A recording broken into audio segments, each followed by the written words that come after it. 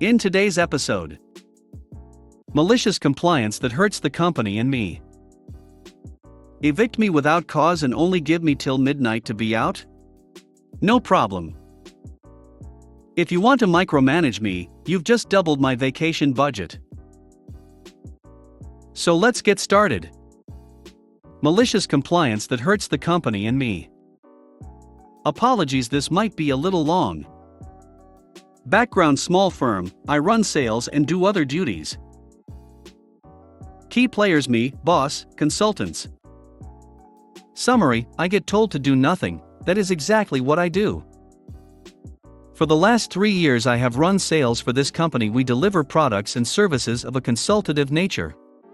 In 3 years, I have grown our revenue significantly, and during 2020 managed to retain 90% of our clients and grow the business further, despite our consultants having a bit of a jolly and dropping the ball repeatedly. I have in the last 3 years got to know the trends, the industry, the clients, prospects. In sales you get a feel for the ebb and flow of things, mostly because you are talking to people day in and day out.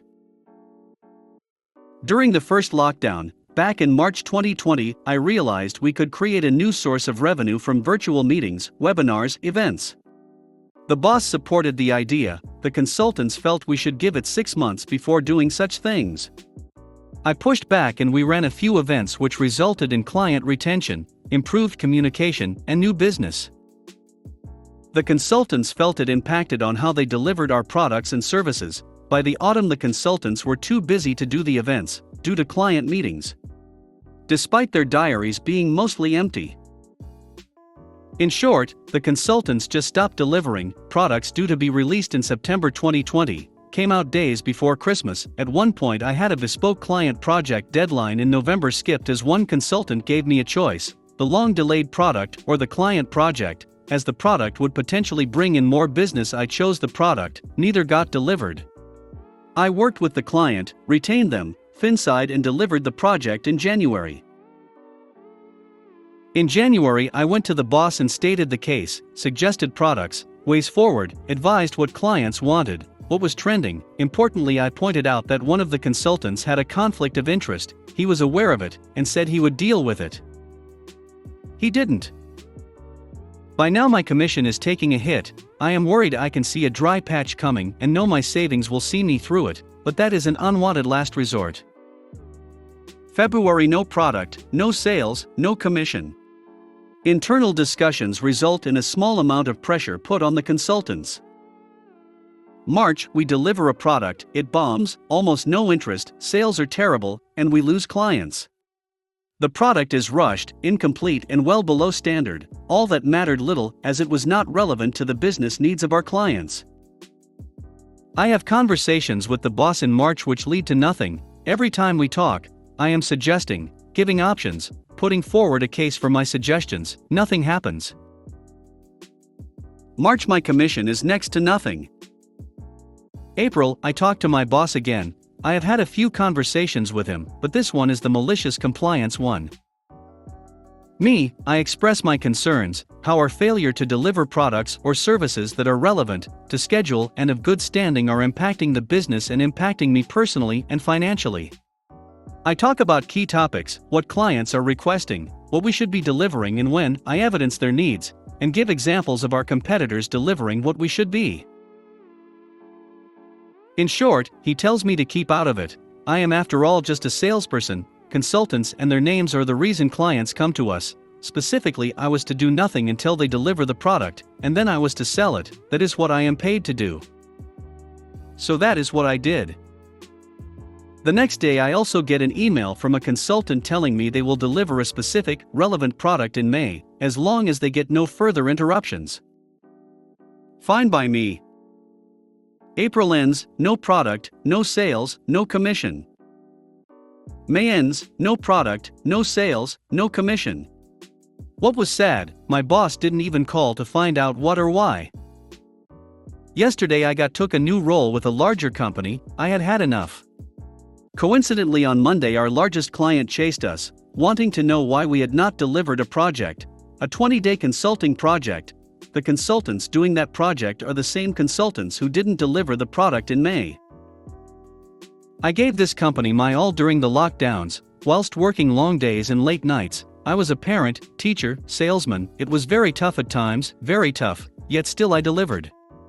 I feel a touch of sadness as I felt this company had potential, but I have a mortgage to pay, mouths to feed.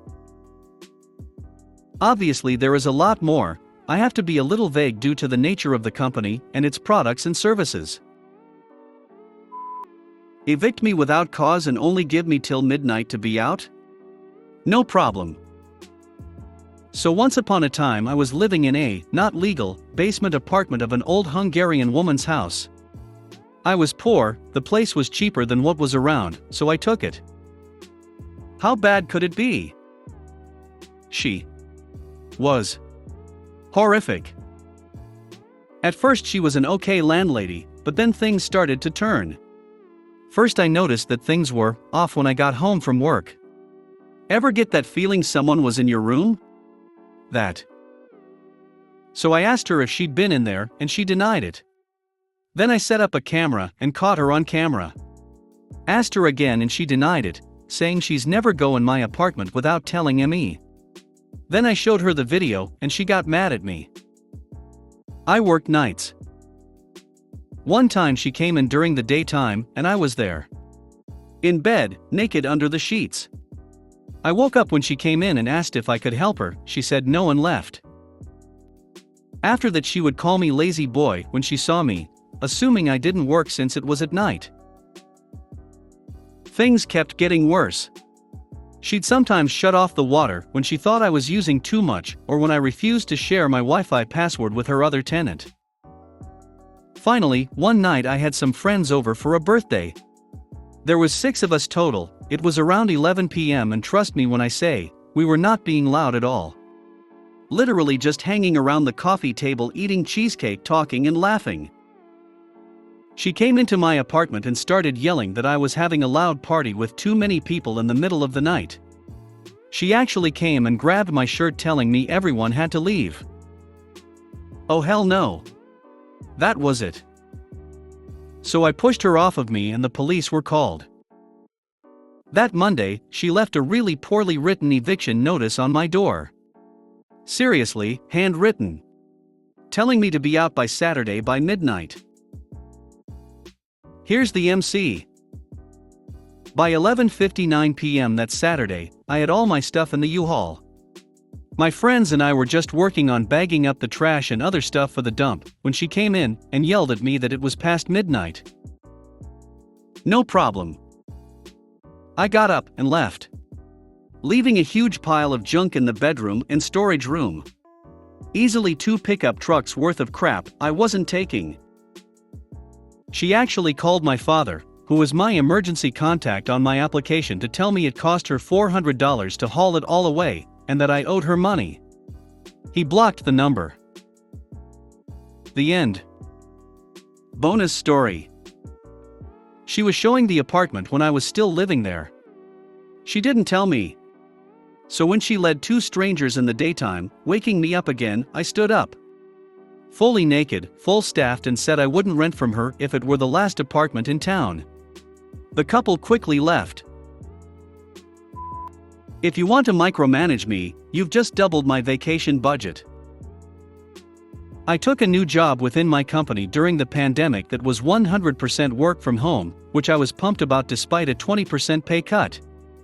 I got an awesome new boss. I'm now a manager myself. I have a healthier working environment. It is a day shift only job, and I didn't have to make my 100-mile round trip commute every working day in a car that gets shit gas mileage. All that plus I get to work the office shifts. Office personnel only work Monday through Thursday, but 10 hours per day, so we get 3-day weekends every week. It's been that way since before I was hired. All around win despite less money. The pandemic was awesome for my working life. All good things must come to an end though. People were getting vaccinated in addition to new cases in my area started to fall. I can do my job 100% remote 100% of the time, but being on site makes 25% of it easier. My department started coming to work for the 25% of our job that really should be done on site. I have no qualms with that and am happy to be back on site for that, since it makes my life easier. That was status quo for a few months. The pandemic has changed many companies permanently in one way or another, for better or worse depending on the company. My company elected to set guidelines for working from home or remotely as an option for 50% of the time going forward. This will be the new standard as our company has grown culturally and modernized during the pandemic. My department director said these company standards were on a case-by-case basis, but the director was going to enforce the new 50% maximum remote work standard for everyone unless there are extreme circumstances.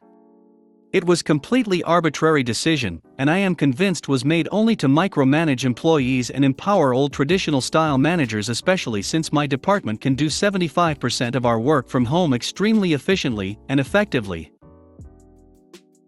My malicious compliance comes in with my vacation hours and realizing how I can double my destination vacations. Soon after the new work-from-home rules were announced, and it was communicated that they would be stringently enforced on Tuesdays and Wednesdays, I cancelled all my vacation on Mondays and Thursdays and rescheduled all those cancelled days on Tuesdays and Wednesdays following or preceding my already scheduled vacations. I get nearly 5 weeks of vacation per year plus comp time for anything worked over 40 hours. My new supervisor, who is an awesome supervisor, approved all the changes I made the same day. I took off every day I was required to be on site and plan on working remotely on Mondays and Thursdays while extending all 4 of my week-long destination vacations already scheduled by 1 week each.